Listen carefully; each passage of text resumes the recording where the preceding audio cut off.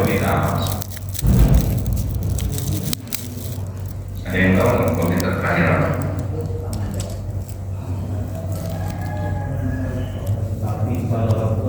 Oh, wakil orang tua.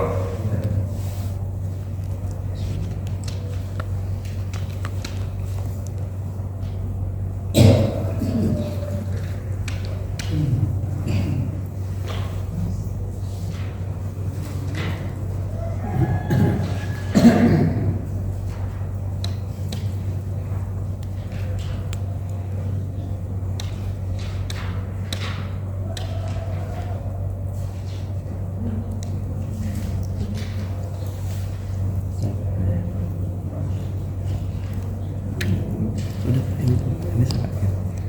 Nggak apa-apa sih. Oh ini.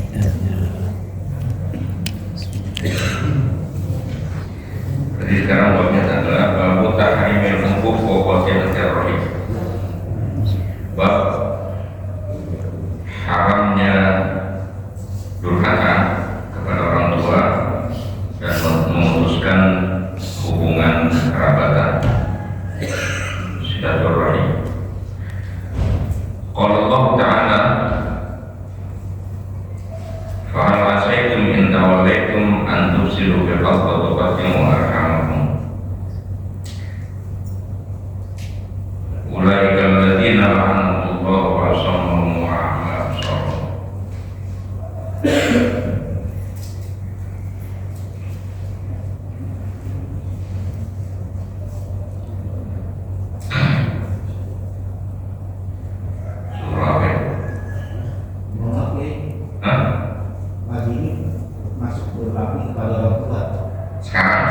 Sekarang babnya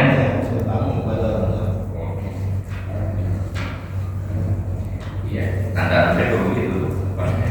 Maksud saya kira udah gitu. Saya nadanya sih. Babu birril walidain wa silatul arham, bab bakti kepada kedua orang tua dan menyambung silaturahim. Qala Allah Ta'ala wa'budullaha wa la tusyriku bihi syai'a. Allah berfirman,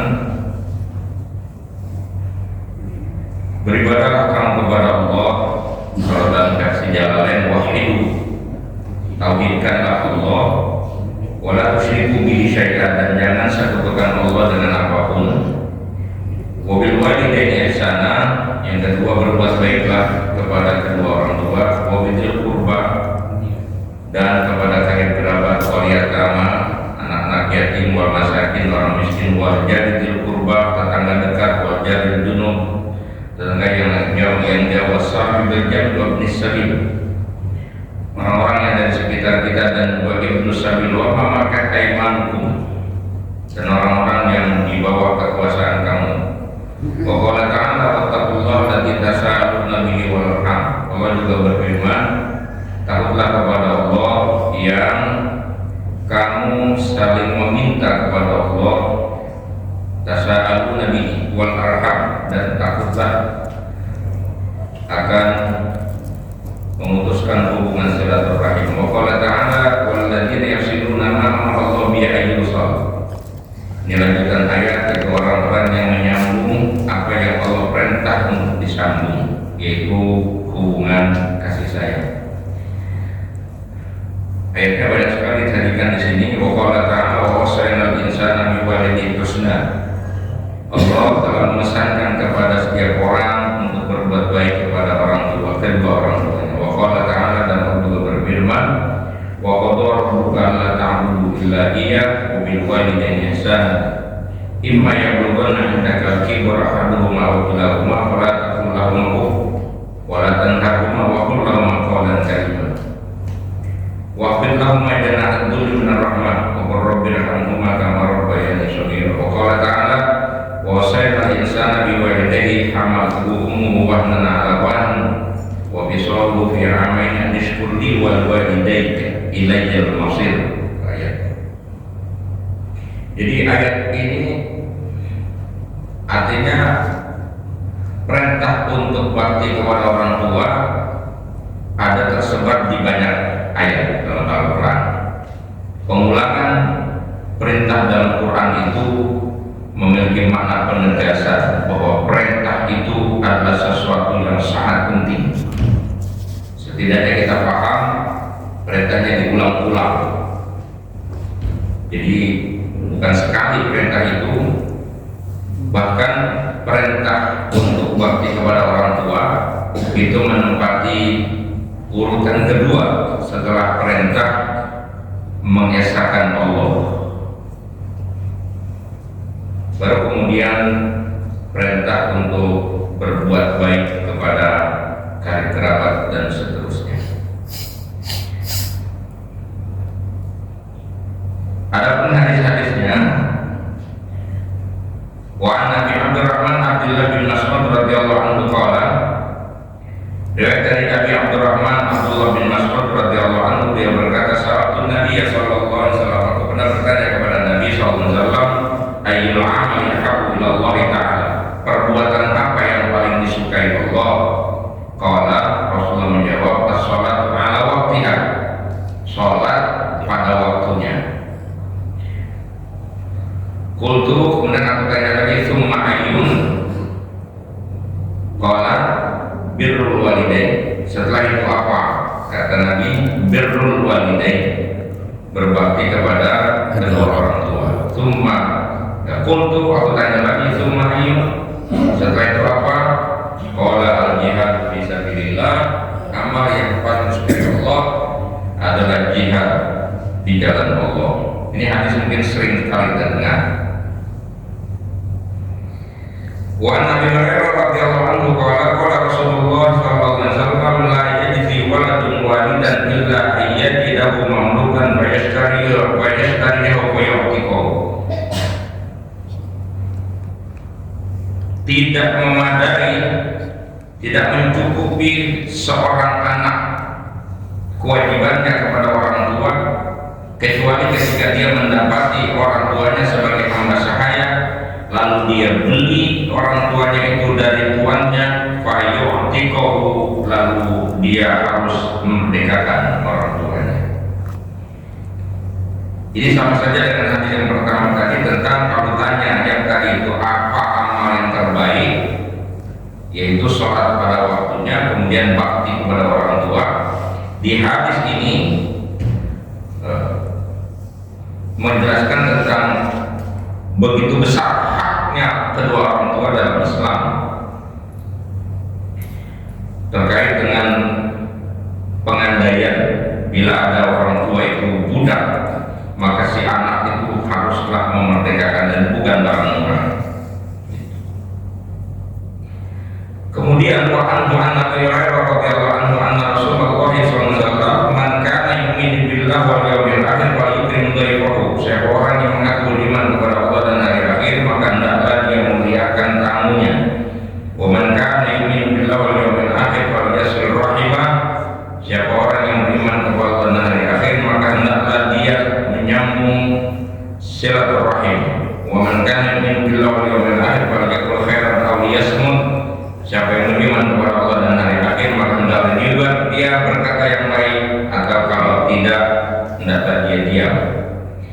Ini hadis terkait dengan judul kita tadi, perintah untuk menjalin silaturahim.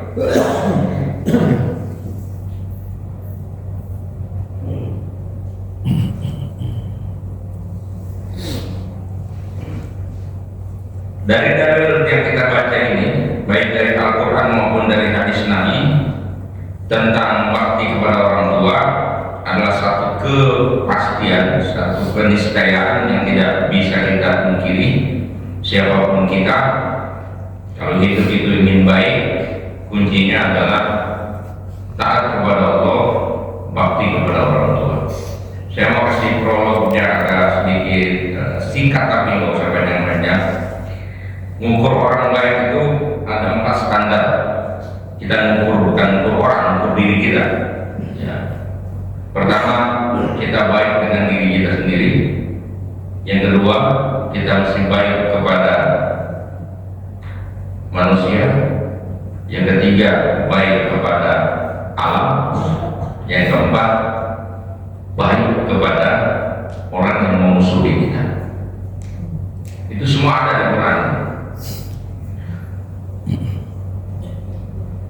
kalau ada orang bilang saya yang penting kagak ganggu orang, sembahyang enggak, ibadah enggak, prinsip dia yang penting kagak ganggu orang, makanya keluar rumah aja, mereka keluar ke tempat lain. Kalau dia untuk ibadah nggak bisa begitu. Orang baik itu ukuran yang paling utama baik kepada dirinya sendiri. Kenapa sih kita katakan baik kepada dirinya sendiri? Kita baik kepada diri kita, yaitu dengan cara menyelamatkan diri kita. Dalam bahasa Al-Quran itu ku anfusakum wa ahlikum nar, jaga dirimu dan keluargamu dari api neraka. Kalau kita sayang sama diri sendiri, jangan lemparin diri ke neraka. Caranya apa? Iman ke Allah, taat ke Allah. Itu baru orang namanya sayang sama dirinya. Kalau orang nggak taat sama, nggak iman sama Allah, nggak taat kepada Allah, ya sama saja dia nggak sayang sama dirinya. Karena ya dengan tidak ada iman, tidak ada ibadah, bagaimana dia bisa kembali kepada Allah untuk mendapatkan surganya Allah? Padahal kita semuanya pengen bahagia. Ya, kuncinya bahagia ini taat kepada Allah. Jadi kita ini ibadah segala macam itu sebenarnya untuk diri kita, bukan untuk Allah.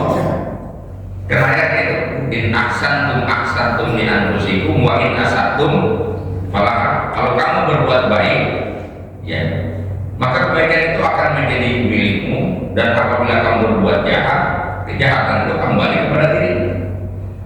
Jadi kalau sayang sama diri sendiri, ya mesti taat ke Allah. Dan taatnya kita ke Allah itu untuk diri kita, bukan untuk Allah. Orang kalau sakit dia berobat, berarti kan sayang sama dirinya. Orang kalau kotor dia mandi, ya, dia ingin tampil dapat orang karena dia ingin dirinya dihargai, maka dia berdandan, bersayang sama dirinya. Itu terkait dengan di mata manusia. Sementara kita akan kembali ke Allah. Bagaimana kita bisa dibilang kita sayang sama diri sendiri, baik sama diri sendiri, sementara kita tidak pernah memikirkan akibat apa yang akan kita dapatkan ketika kita tidak taat ke Allah. Dan kita tahu kalau kita tidak taat, pasti kita akan mendapatkan murkanya Allah. Berarti orang yang tidak taat sama dengan tidak baik kepada dirinya. Yang kedua, baik kepada orang-orang yang ada di sekitar kita. Yang terdekat dengan kita adalah orang tua. Orang tua, karena kita lahir, asbab kita ke dunia ini lahir dari orang tua. Maka sangat logis kemudian kalau ajaran agama kita mengajarkan keredoan orang tua itu. Berdasarkan sabda Nabi, itu sangat bergantung pada sejauh mana keredoan Allah sangat tergantung pada sejauh mana keredoan orang tua. Ridho fi ridhal walidain, rasulullah fi suhtil walidain. Ridhonya Allah terletak pada ridhonya orang tua, murkanya Allah terletak pada murkanya orang tua. Maka baru dikatakan kita adalah anak yang baik kalau kita bakti sama orang tua.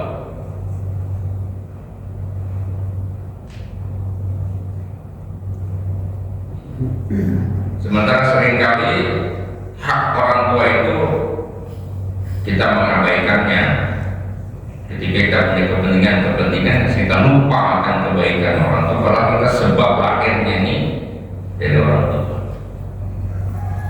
Secara umum nanti ada dalil malam yashkurin nas lam yashkurillah. Orang yang tidak terima kasih kepada manusia berarti nggak syukur kepada Allah. Kita harus syukuri kelahiran kita, kehadiran kita. Dan orang tua adalah sebabnya. Maka bagaimana orang dikatakan baik kalau kepada orang tua dia tidak bakti? Dan itu diperkuat oleh dalil-dalil yang ada, baik tadi ayat Quran maupun hadis Nabi. Kemudian baik kepada pasangan hidup kita, suami mesti baik kepada istri baik kepada suami, kita mesti baik kepada anak, baik kepada kerabat kita dengan menjalin hubungan yang disebut dengan silaturahim. Ini jargon Islam, bahasa silaturahim. Jadi relasi kita, hubungan kita ini kepada siapapun, ya, kepada orang-orang yang ada, dari mulai Zabil Qurba, kemudian al-Jabil Qurba wal Yatama wal Masakin wal Jadil Qurba wal Jadil wasabil Jambi wa Nisabil. Itu berarti kita mesti baik dengan orang-orang yang ada di sekitar kita. Bahkan yang disebut di sini adalah orang-orang yang nyaris masuk kepada kelompok orang-orang yang kurang beruntung hidupnya. Sebutannya kan yatim, yatama wal masakin, baru kemudian tetangga sebutannya. Urutan kita berbagi juga begitu. Ya selalu masa yunfikun. Mereka bertanya kepada Engkau ya Muhammad tentang apa yang mereka infakkan. Qul ma anfaqtum min khairin falil walidaini wal aqrabin wal yatama wal masakin. Katakanlah kepada mereka, apapun yang kau infakkan itu kau infakkan kepada kedua orang tua. Wal walidain, kemudian wal falil walidaini wa ma anfaqtum min khairin falil walidaini, kepada kedua orang tua, kemudian kerabat, kemudian al-yatama, kemudian orang miskin. Baru turunnya tetangga. Tetangga terbagi dua, ada yang dekat, ada yang jauh. Utamakan yang dekat, ada urutannya.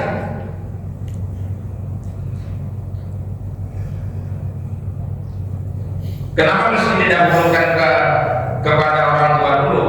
Ya memang itu tadi. Masa kita baik sama orang tua nggak baik?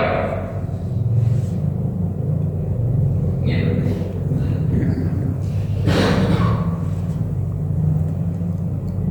Nah, pergaulan modern ini kadang-kadang suka salah arah. Sama teman baiknya minta ampun, sama kerabat malah nggak baik.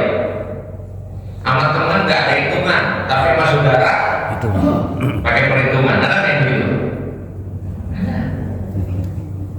Bukan dilarang kita berbuat baik pada orang lain, tapi jangan lupakan kekerabatan kita.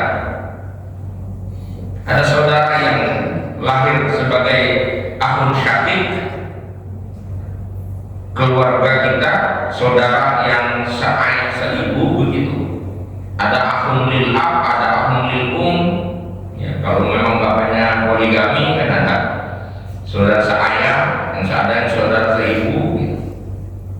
Itu mesti baik karena memang kita punya ada urutan.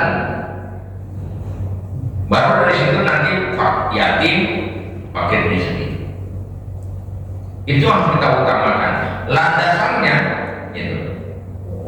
Landasan kita membangun relasi ini dalam bahasa Al-Quran dan dalam bahasa Islam namanya silaturahim, hubungan kasih sayang.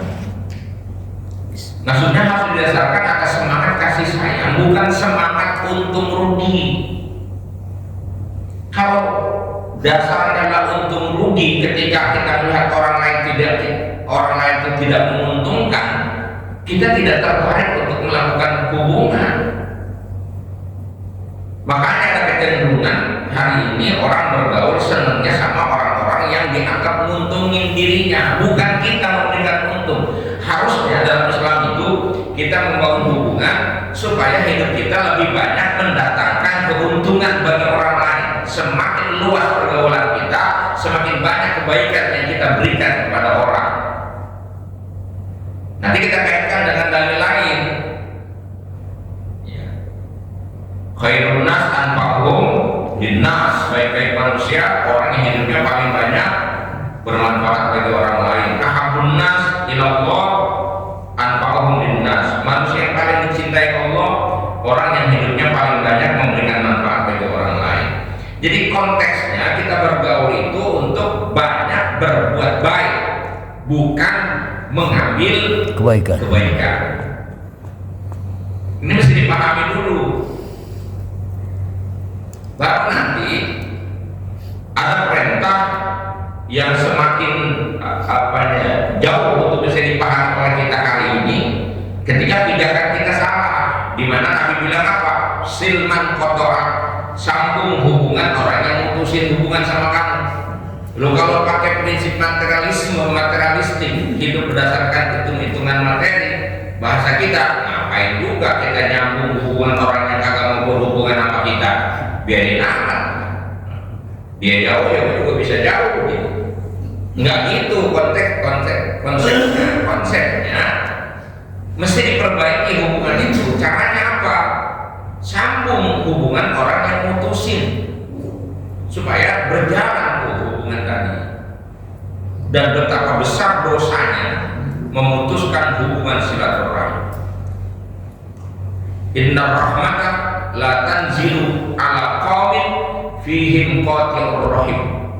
Rahmat tidak turun pada satu kelompok orang di mana di tengah mereka ada orang yang hidupnya memutuskan hubungan silaturahim. Ini kampung nih, kampung mana aja, wilayah mana aja, kalau relasinya nggak baik, itu rahmat diangkat. Makanya rasanya nggak nyaman. Kalau di sini alhamdulillah saya betah di sini, nyaman, tapi ini komplek bagus ini, hatinya penuh kasih sayang. Amin. Tidur ya. Saya belum tidur nih saya. Gak nonton bola. Menang Prancis. Masya Allah. Makanya bergaul jangan banyak kaya. Nggak berarti hidup kita. Bergaul orang susah berarti hidup kita. Kalau pengen hidup lebih bermakna itu ya bergaul orang susah sehingga kita bisa sering memberi. Jangan bergaul orang kaya melulu supaya dapat bagian. Itu salahnya. Kapan memberinya kita kalau orang kaya? Lagi kalau orang kaya pemberian kita nggak ada harganya. Kalau menang orang susah kita kasih 10.000 aja ada harganya. Betul.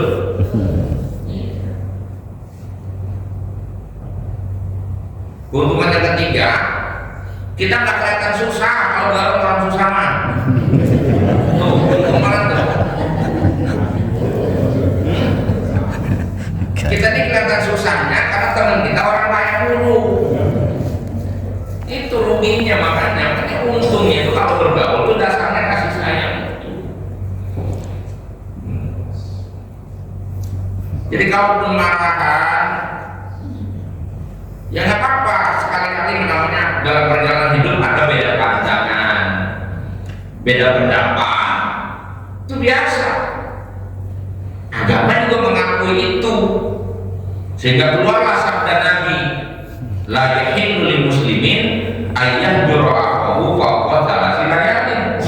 Tidak halal alias haram bagi seorang manusia, bagi seorang muslim menjauhi saudaranya lebih dari 3 hari. Itu artinya ada spare waktu. Kalau kita lagi marahan itu cukup sampai 3 hari buat meredam ke emosi kita. Selebihnya udah nggak boleh lagi ada marah. Yang dimunculin adalah kasih sayang. Ini modelnya kalau marahan sampai bawa mati.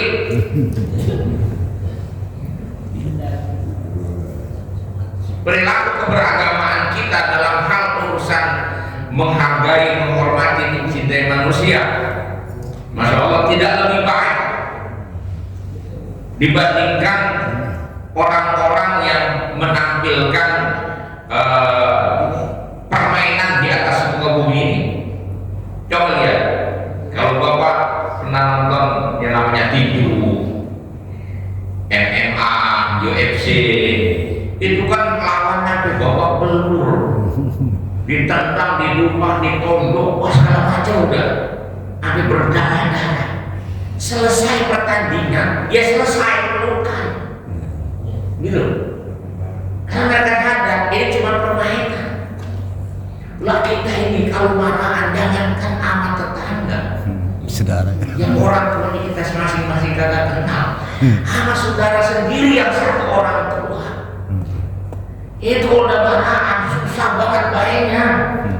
Kenapa? Karena nggak ada kasih sayang. Di mana sebenarnya kasih sayang kita itu? Di mana iman kita itu? Lebaran aja masih susah nanya. Makanya Nabi bilang silman kotoa, sambung hubungan orang yang mutusin. Kenapa? Karena masing-masing pihak kan biasanya nunggu begini. Ini kalau gimana lagi beda pendapat. Sebenarnya udah reda nih, marahnya emosi udah reda nih. Cuman kan gengsinya masih nahan itu. Gengsinya ini Pak, gitu. Ya jangankan sama tetangganya, laki aja sama bini. Suami istri kalau marah coba. Kan masing-masing pengen ditanya. Bener. Kata suami, enggak sudah marah, kalau sejenanya juga baik. Gitu kata suaminya. Istrinya sama gitu juga. Udah nggak namanya laki dewek mau diapain? Dimaklumin aja kelakuannya. Udah nggak marah. Asal diajak ngomong juga senyum. Asal dia ngomong, dia ingin nunggu, nyono nunggu.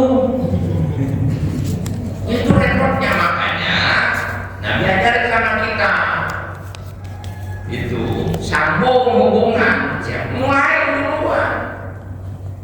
Makanya dalam bertemunya manusia itu kata Nabi khairukum may yabda'u bisalam, sebaik-baik kamu orang yang Dengan salam. duluan mengucapkan salam kalau udah ketemu. Siapa yang duluan mengucapkan salam? Itu artinya kalau ada konflik di antara kita, sebaik-baik kamu ya, adalah orang yang paling dulu ngajak damai, itu yang paling baik. Nggak dicari siapa yang salah, tapi yang baik adalah yang mau mulai damai, itu yang keren. Gitu. Ya ngomongnya bagaimana nih Pak? Ngomongnya nih, prakteknya nih kita langsung. Betul. Ya, gengsinya itu gengsi. Padahal kita tahu setan itu, iblis itu kan gara-gara gengsinya jadi terkutuk. Nah kita mau ngikutin iblis ini, mau pertahankan gengsi, berarti kan ngikutin iblis kita.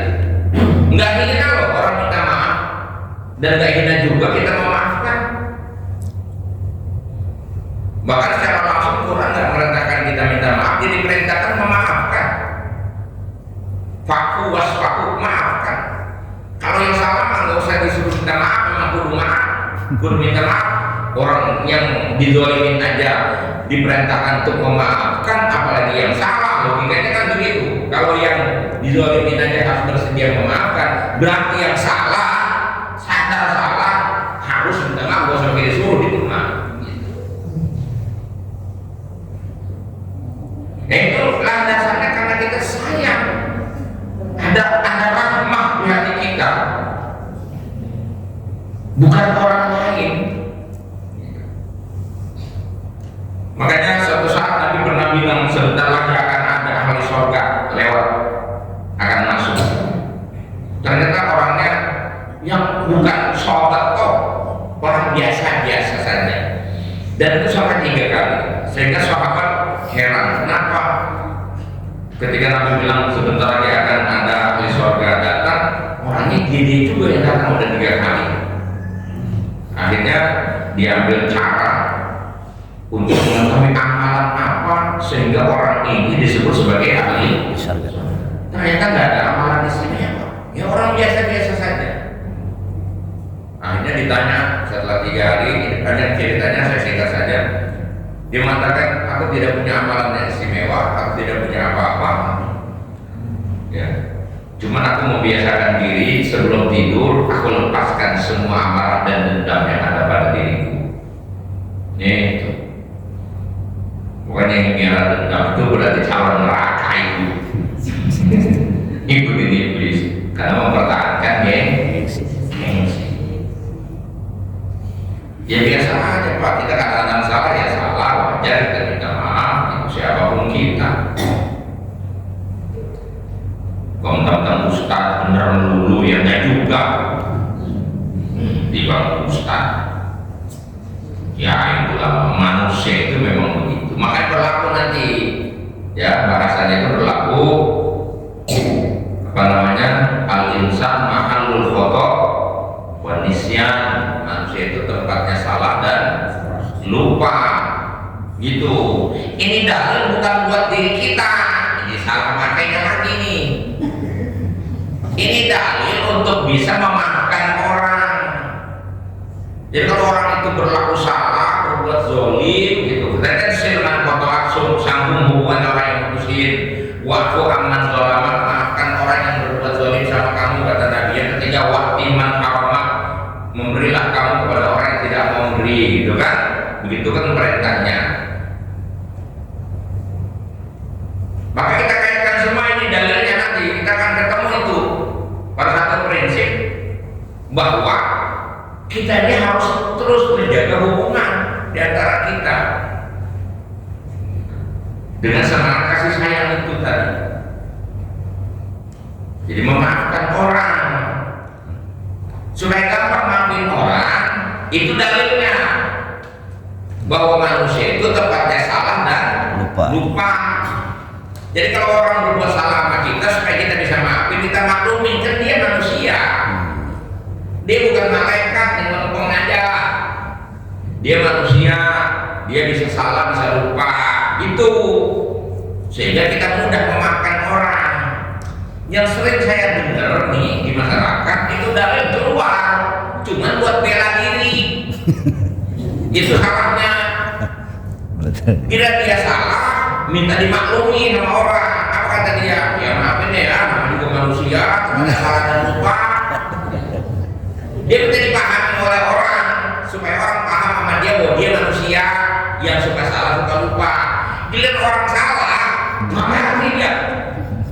Enggak, bukan ngerti kenapa dia begitu membuat. Padahal harusnya itu kita pakai. Dia manusia, bisa salah, bisa lupa. Mungkin dia lagi lupa, dia lagi salah, kita maafkan. Begitu. Apa bahasanya? Gak bisa. Sekali salah, tetap salah. Tidak ampun bagi gue. Kemana juga? Salah terap dalil namanya. Kita seringkali salah terap dalil. Itu dalil untuk memaafkan orang. Kita pakai untuk melegalkan kesalahan kita. Keliru. Nah nanti panjang lagi nih ngomongnya saya. Terus saja ini benar, boleh. Jadi kalau kenapa kita mesti berkasih sayang itu, ini fakta yang nggak bisa dibantah. Ini saya ungkap di mana-mana, kapan saja punya kesempatan menyampaikan. Kita ini harus selalu berdamai dengan orang, menjaga dan merawat hubungan dengan semua orang, menebarkan kasih sayang, menebarkan kemanfaatan. Karena hidup kita ini tidak ada yang bisa hidup sendirian. Maka agama hadir sebagai jawaban bagi manusia agar hidup manusia itu berjalan dan berlangsung secara baik, terpenuhi segala hajat dan kebutuhan kita dengan membangun relasi dengan siapa saja.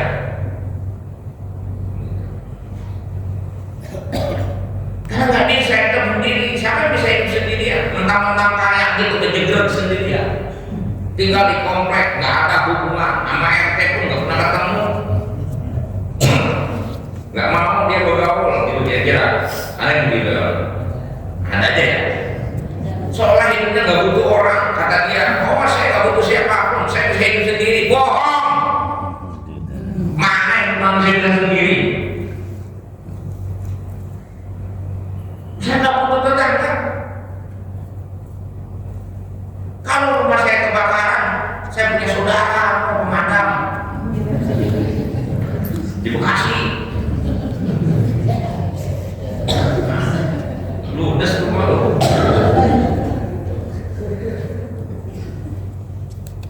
Nih kita yang tinggal nih di Tangerang nih, udah metropolitan kan sebutannya.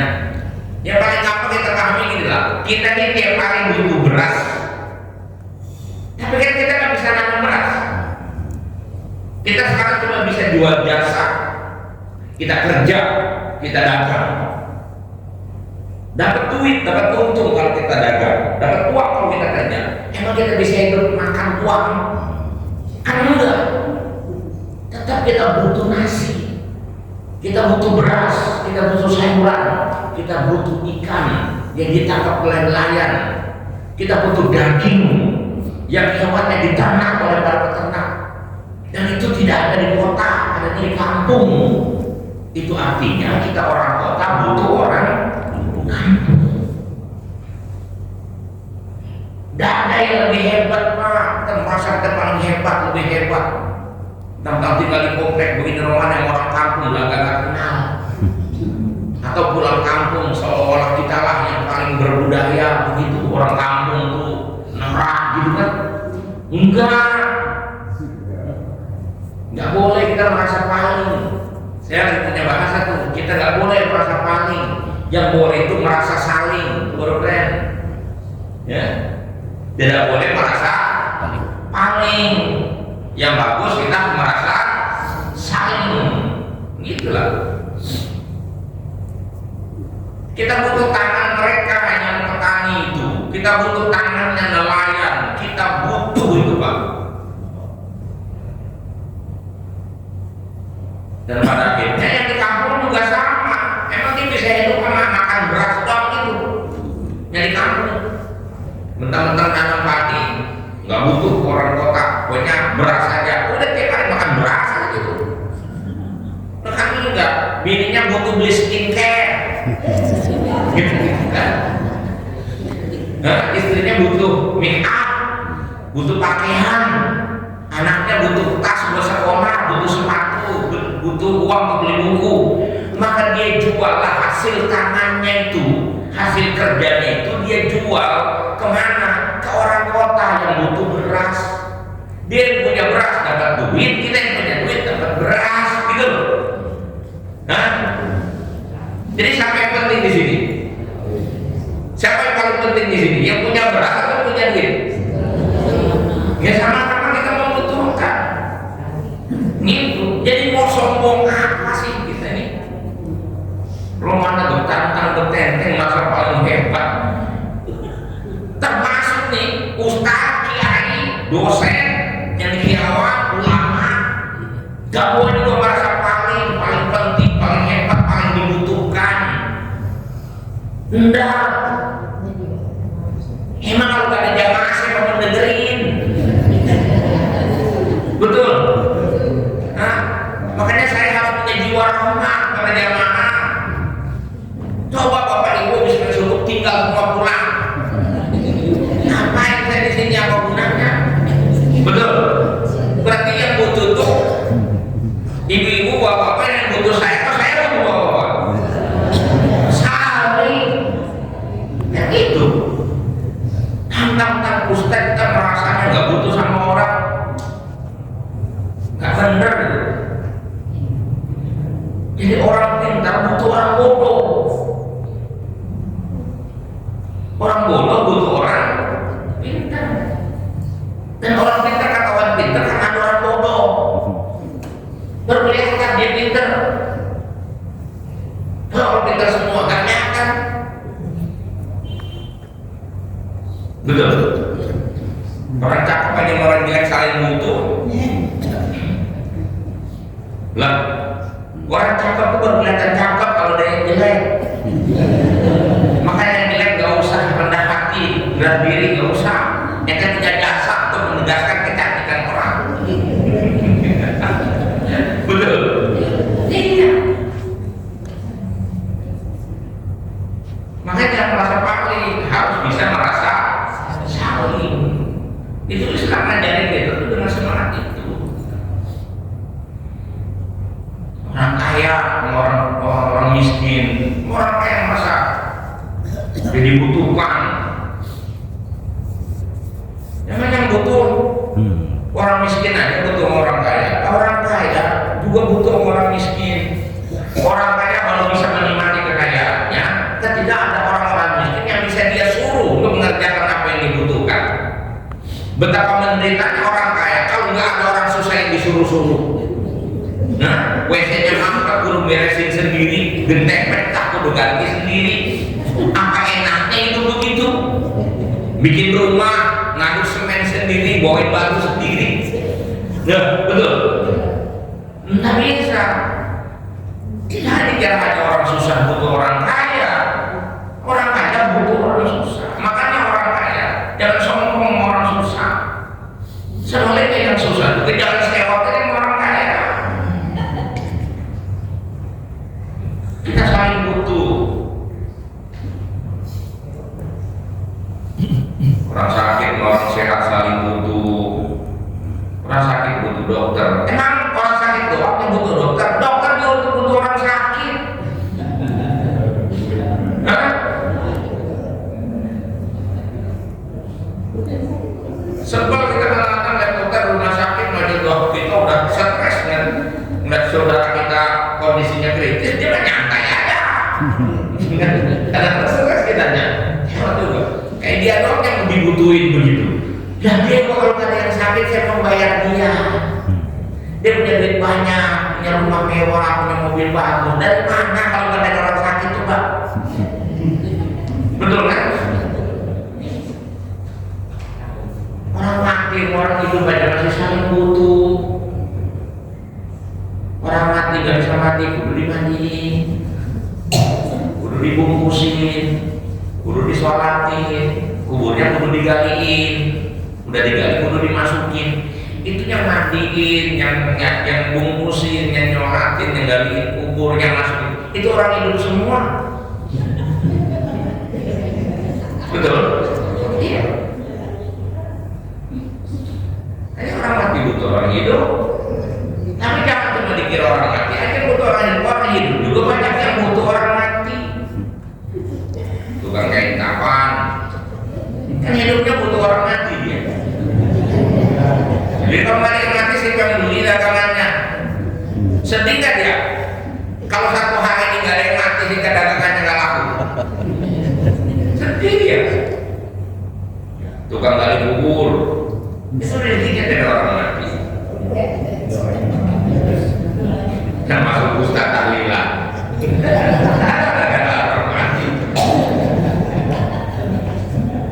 Jadi apa alasannya kita merasa kita ini paling itu? Nggak ada, Pak. Nggak ada. Secara logika nggak akan ketemu. Yang ada secara logika, secara nas, baik Quran maupun hadis itu benar semua kalau kita diperintah untuk membangun hubungan kasih sayang dengan urutan yang tadi, orang tua, kerabat, tim, miskin, tetangga. Syukur kemanfaatan kita lebih luas dari itu. Ya minimal hidup kita manfaat buat orang yang ada di sekitar kita, sehingga kalau kita mati ada yang bersedih, ada yang kehilangan, sehingga nanti banyak yang doain kita. Nah hidup nggak ada pergaulan, gaul nggak sama orang, nggak kenal, diumumin telah meninggal dunia si fulan bin fulan, kata dia. Siapa tuh? Tahu? Benar? Enggak. Itu katanya di RT11 itu, dia orang yang nggak pernah keluar, gua nggak tahu, nggak kenal. Mati dia kan yang tahu dia. Masih bagus kalau tiba nggak ada yang tahu. Yang paling kagak beres karena hidupnya suka nyakitin orang, ganggu orang, suka bikin ricu, suka bikin gara-gara. Pas dia mati banyak yang syukur. Bahkan ada yang saking jahatnya belum mati aja udah disumpahin mati orang. Paling mampus gitu udah itu. Jadi masih hidup sudah disumpahin mati sama tetap. Kalau bahasa orang Singapura, kamu mampus ke orang, begitu bahasanya. Pernah dengar nggak kalimat itu? Itu kan katanya saking jahatnya ke orang. Mau kita begitu hidup kita? Enggak, Pak. Enggak baik itu. Maka tadi perintahnya itu menjalin hubungan relasi kita baik kepada orang tua dengan baik karena asbab jalan hidup kita, dan kepada orang lain karena kita tidak bisa hidup tanpa peranan orang lain. Islam menegaskan ini kepada kita, ajaran perintah bakti kepada orang tua dan ajaran untuk selalu menjalin hubungan silaturahim, relasi kepada orang-orang yang kita temui dalam hidup kita itu landasannya adalah kasih sayang, bukan dasarnya untung rugi. Kalau hubungan sudah banyak lah, kita semua masing-masing punya relasi, punya hubungan. Cuma maksudnya kita perbaiki, jangan dilandasi atas dasar untung rugi, harus didasari atas dasar kasih sayang. Kita sama-sama hamba Allah, kita sama-sama manusia. Hatta kepada orang kafir kita mesti punya kasih sayang, sehingga kita berpikir bagaimana caranya. Kasihan kalau dia mati dalam kekafiran, itu namanya kasih sayang. Sedih kalau ada teman kita mati dalam keadaan kafir, sebagaimana Rasulullah pernah sedih ketika ada jenazah orang kafir sedang diusung. Itu kan adanya kasih sayang. Kepeduliannya didasarkan atas dasar kasih sayang. Punya nggak kita rasa itu? Ya, kita perbaiki lah. Mudah-mudahan kita munculkan semangat itu. Kira-kira begitu hari ini. Ada mau ditanya? Ya. Sebuah hadis mengatakan begini, laisa wasilul mukafi walakin wasilul ladzi tidak bersolat nunggu wasolah. Itu apa makna mukafi itu? Mukafi tadi memberikan balasan. Ada di sini. Jadi gini, yang dikatakan silaturahim itu bukanlah dengan cara membalas, gitu. Kalau membalas mah namanya sebuah kepantasan. Orang berbuat baik, jadi berbuat baik pada orang baik itu kan kepantasan itu. Namanya membalas kebaikan orang. Bahasa orang kamu saya mah kudu itu mah, tau gak kudu? Harus. Itu mah bukan prestasi gitu. Jadi kalau orang berbuat baik, kita baik sama dia, standar itu mah. Semua orang juga bisa, semua orang bisa. Orang baik kita balas dengan kebaikan, semua orang bisa. Tapi menjadi hebat kalau kita bisa baik pada orang jahat. Itu maknanya. Itu maknanya. Jangan Nabi tadi, wa'fu amman zalama, maafkan orang yang menyakiti kamu, maafkan orang yang nyusahin kamu, maafkan orang yang menganiaya kamu. Sebab Nabi itu kalau bicara paling pantas untuk dendam itu Nabi. Kalau Nabi mau membalas, Nabi paling pantas untuk membalas. 13 tahun di Mekah Nabi itu disusahin sama orang kafir, berulang-ulang mau dibunuh. Dan sahabat-sahabatnya banyak yang dibunuh, dihalangi dakwah Nabi sampai Nabi harus meninggalkan Mekah ke Madinah. 8 tahun setelah membangun kekuatan dan berhasil dakwahnya di Madinah, Nabi datang ke Mekah sebagai pemenang, sebagai penang.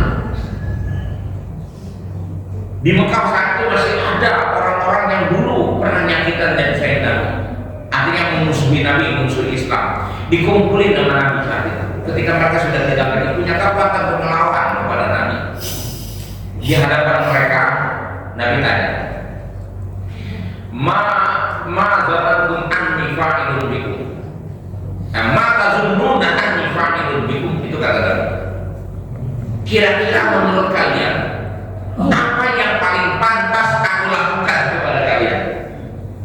Gitu.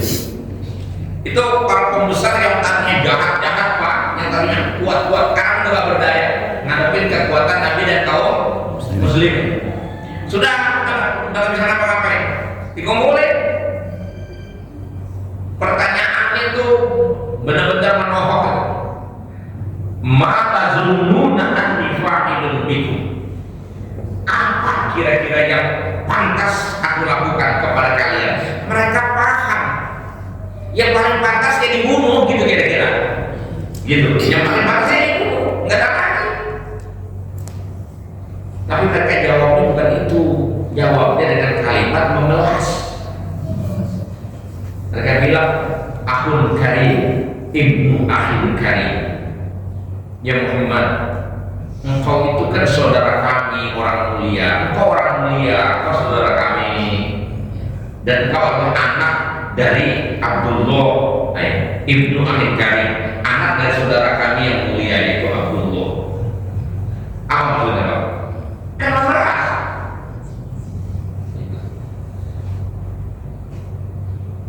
Pertanyaannya apa, jawabnya apa? Maka keluar bahasa Nabi, antum tulaqo.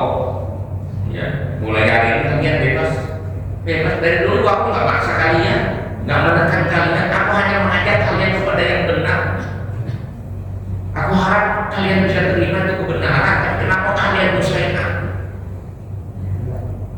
Nabi mengatakan masih diberikan kebebasan, nggak ditawan, nggak didenda, nggak dihukum, nggak dibunuh. Tulaqo, bebas. Akhirnya mereka masuk Islam. Gak punya alasan lagi mereka untuk menolak.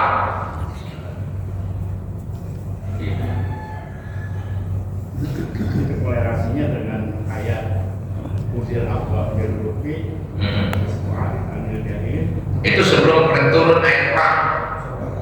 Jadi apapun yang dilakukan oleh orang-orang kafir, hal-hal yang menyakitkan dan menyusahkan, Allah awal-awal periode awal itu masih memerintahkan kepada Nabi untuk Udil Abba, maafkan saja, maklumi saja, karena mereka belum paham. Dan itu pun yang Nabi minta pada Allah ketika Nabi ditimpa batu oleh anak-anak kecil di Taif itu, ya, sampai ada malaikat hadir menawarkan bantuannya. Nabi cuma bilang, Allahumma hdi qaumi fa innahum la ya'lamun. Ya Allah, berikan mereka hidayah. Mereka berbuat begini cuma karena mereka belum paham aja. Maka berikan mereka paham. Begitu. Tapi begitu nanti ada perintah perang, setelah Nabi hijrah 1,5 tahun turun perintah untuk memerangi mereka. Terjadilah perang namanya perang Badar. Nah, kita juga begitu sehari-hari ini sama orang, lebih mengedepankan kemaafan. Ada yang bunyi ini, wa jazaa'u sayyi'atin sayyi'atun mithluha. Balasan dari satu keburukan adalah keburukan yang sama. Jadi orang yang dizalimi berhak untuk mengambil haknya. Kalau terkaitan dengan urusan hukum, ya kita kembalikan kepada hukum untuk kita mengambil hak kita. Dan mulai pencemaran nama baik untuk kita pulihkan, sampai ada milik kita yang dirampas untuk bisa dikembalikan. Itu ada ruangnya dalam Islam. Ini prinsip keadilan namanya. Ya, wa jazaa'u sayyi'atin sayyi'atun mithluha. Balasan kejahatan kejahatan yang sama. Tetapi faman afa wa aslaha fa'ajruhu 'ala Allah. Siapa orang yang bisa memaafkan, wa aslaha dan memilih jalan damai, fa'ajruhu 'ala Allah. Pahalanya itu Allah garansi. Gede banget. Jadi kita itu dalam hubungan, udahlah kalau orang-orang nyakitin kita, maafkan saja. Lebih baik utang dengan kita lihat emang usahanya udah bagus, nggak bisa bayar, udah maafin aja udah. Bisa begitu? Udah, kita ngapain nggak bayar? Udah maafin aja. Mudah-mudahan Allah ganti yang lebih baik. Cakep. Ini mah nggak, pokoknya gue mah sampai kapan gue ingat.